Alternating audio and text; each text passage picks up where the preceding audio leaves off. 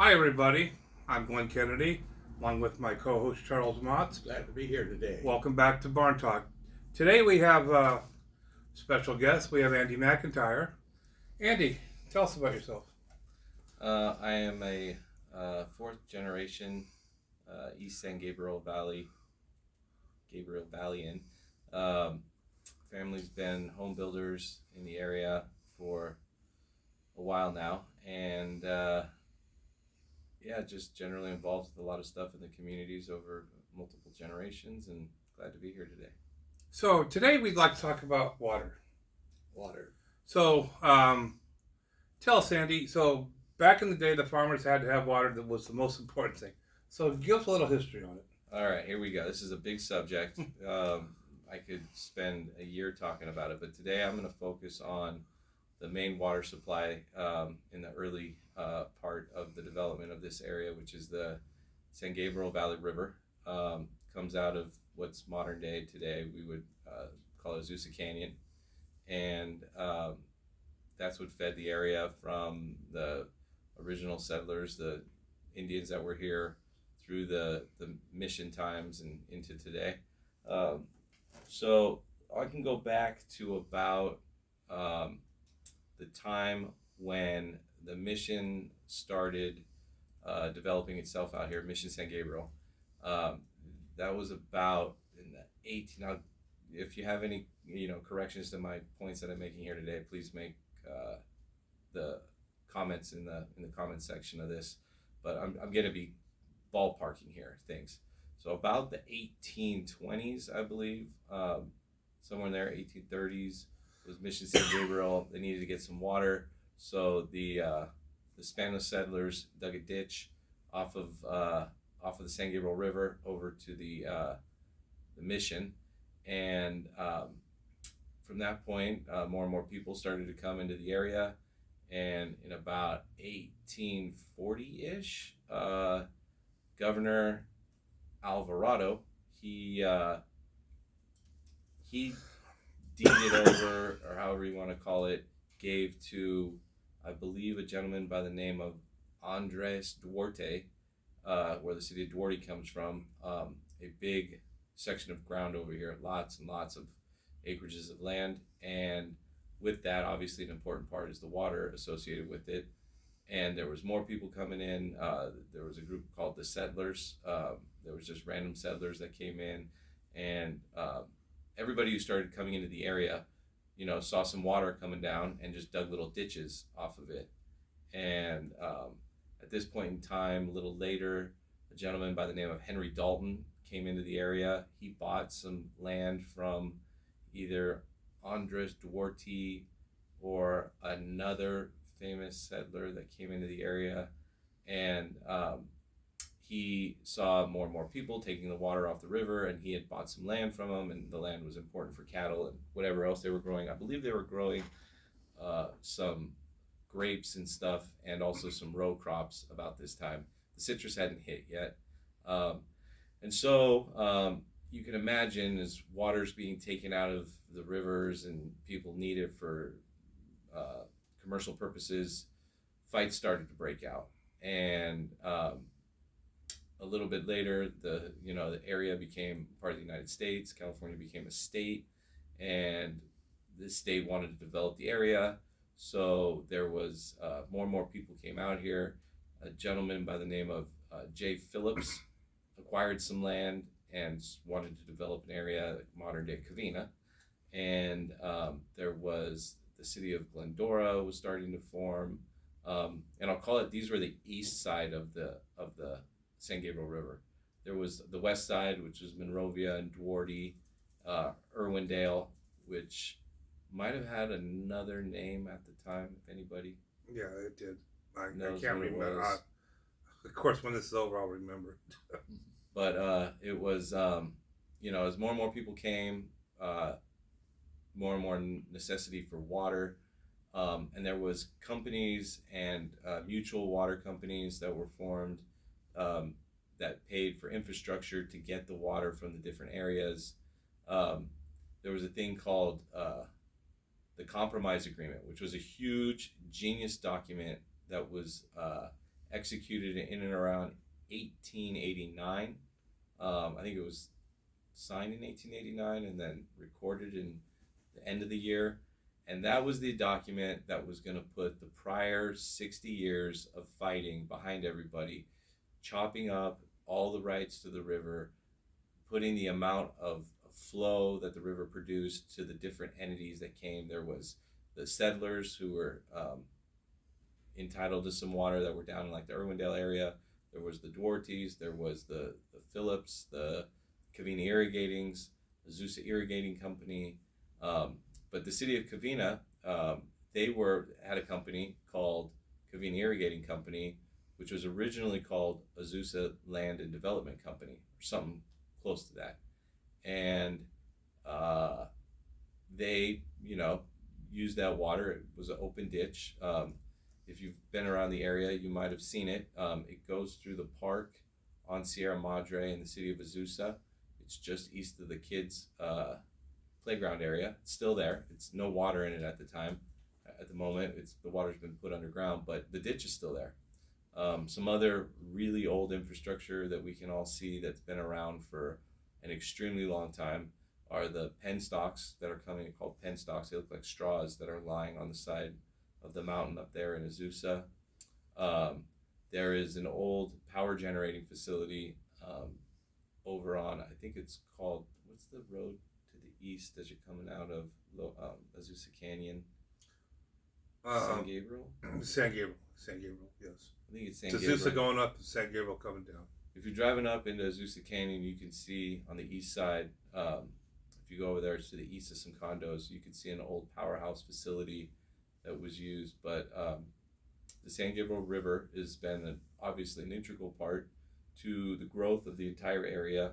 And there was a lot of wars over it. The original guy who was in charge of it, he went by the name of Zanjaro, I think it's called, Zanjaro. And Covina Irrigating still to this day has a safe where they kept the guns in it that they would use to go up to this area because people were cheating on the amount of water that they were. Back in the day, there were ditches, and they would have boards of wood in the ditches, and that would slow the flow or increase the flow depending on how many boards of wood. Well, people would go cheat and take out a board of wood, cut an inch off of it, and put it back in. And you can imagine, it's kind of hard to see under the water, but you would, that was a kind of sneaky thing to do. And so the different groups that were, entitled to that water would guard it with guns. And so after the compromise agreement, that produced a group that would get together and be able to talk called the Committee of Nine. And the Committee of Nine were 9 companies / organizations that were part of the compromise agreement of 1889 that were entitled to the flow of that river, and it was their river, it was their flow, their water for all the different irrigating purposes or cities and etc. And to this day, it still exists. It meets up in Azusa. It's more of an unofficial group of people that get together and talk about the issues on the San Gabriel River and our local area. In the process of all of this, things that got built on it are like Cogswell Dam up there in Azusa Canyon, and then to the south of that is San Gabriel, which is an earthen dam, and there was another dam called Morris Dam. But at the end of the day, the San Gabriel River feeds it to the north, and the San Gabriel River comes out of it at the bottom. So the group had to get together and work with the county and the state and Metropolitan Water to, constantly advocate for its rights on the river, and been an integral, important part of the management of our area and our drinking water and the development of the whole area. Andy, how many water companies are there present? Okay, that's a broad question. That service, so there's 2 sides to water. There's the wholesale side, and then there's the retail side. The wholesale gets it either out of the river or out of the ground, and it can also come from, nowadays, not only do we have our local water, which is what I've been primarily talking about, the water that falls within the main San Gabriel Basin, but nowadays we've evolved even further, and we have sources of water called the State Water Project, and the Colorado River water that comes into the area. And then, believe it or not, there's a thing nowadays, we call it showers to flowers. And that's another source of water. That's where we capture our local, I should say, water that's already been used by man, and we want to maintain it, keep it here before we let it go back into the nature, you might say, and then come back in rain. We like to process it right here. You can use your imaginations on what showers to flowers might be. But we have 5 main sources. As far as water companies, wholesale water companies, we basically have 3. Metropolitan, which is the big guy. They're the ones that distribute the water from the State Water Project and the Colorado River. In West Covina, we primarily get our water from there, and then Covina Irrigating is another big local producer. It's a big local producer, but it is a very small, minor producer in the grand scheme of water in Southern California. But they are the agency, the company that's in charge of the rights off the San Gabriel River and what comes off the San Gabriel River and goes into the main San Gabriel Basin. So whatever we don't use that comes out of the river, which we have a facility that goes up there right in Azusa Canyon up there. It gets caught, goes underground, and then if you've ever driven by our treatment facility, it's on Arrow Highway, just east of Grand Avenue, north side. It's called the Bill Temple Treatment Facility, and that treats the surface runoff water that comes out of the dam and the river up there. So that's the other wholesaler, and then the other wholesaler that uses the same water supply that Covina Irrigating is an Azusa entity. I'm not sure if it's Azusa Irrigating Company or Azusa. It's one of the Azusa water companies is much like Covina Irrigating, and they process and produce water off the San Gabriel River. And then retailers, depending on where you're at, it could be a city or it could be a private city. Retail water companies are Azusa Water Company, Covina, City of Covina Water Company. I'm sorry, these are retail water companies, if I didn't say it. These are city-owned retailers, and there's private-owned retailers. Cities are Azusa, Covina, and Glendora, and privates are Suburban, Golden State. Some of them I'm missing. I think Three Valleys is a sub-agency that sells wholesale water. They're not a retailer. So you might hear, if you've heard in the past, 3 Valleys or Upper San Gabriel. They are, and I could digress. It's rather complicated, the water industry. Water is much like man, in the sense that it's pure, but man can complicate and confuse anything. So water hits the ground, comes out of the sky, it's pure, hits the ground, man touches it and corrupts it immediately. And so it's rather complicated, but retailers, that's pretty much covers the retail for our area. Valencia Heights might be one. That's a little guy that's over in the southeast side of West Covina. Golden State services much of the San Dimas area and eastern parts of maybe Covina. Suburban is primarily who carries provides water for West Covina. So how big is the basin of San Gabriel Valley? The basin, I don't know exactly how many acre feet of water. Now, for those of you that don't know, an acre foot is an acre of land 1 foot deep. And I believe there's something like 40. There's a lot of water. So an acre foot is enough water for a typical house with a family of 4. It'll do 2 of them. Okay. And our basin is huge. It's one of the largest underground aquifers in the world. I mean, there's some other huge ones, don't get me wrong, but this one is very large. It goes from, call it roughly Duarte to San Dimas, the foothills to Whittier.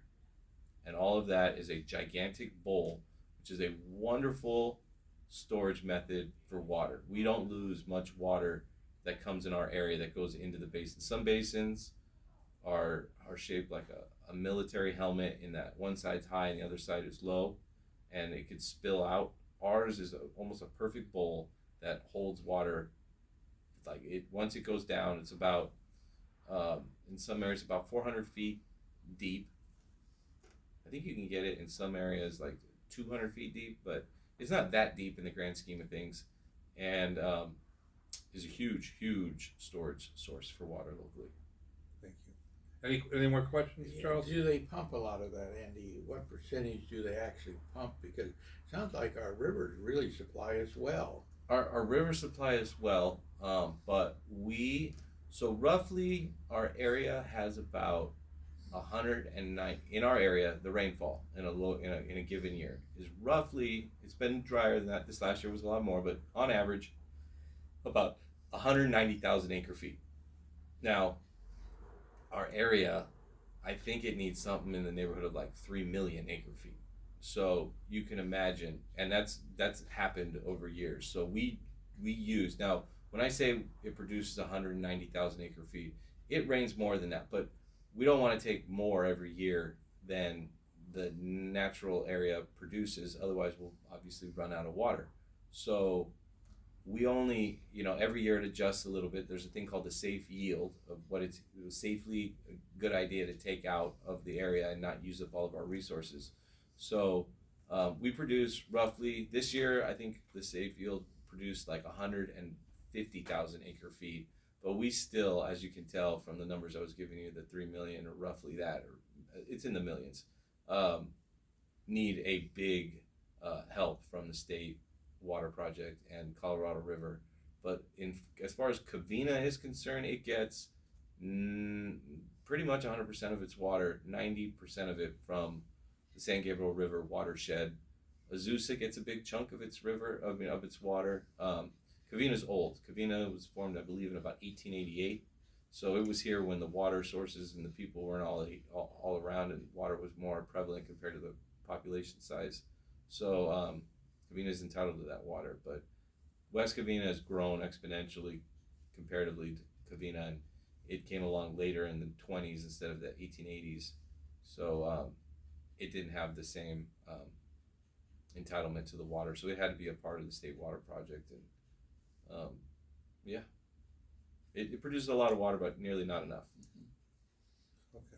Well, thank you, Andy. Thank you, Andy. I think we run out of time for Yeah. today. We'd like to bring you back. This is a big subject, and it's going to take more than one interview. Fun. So our interview is only like 15 minutes long.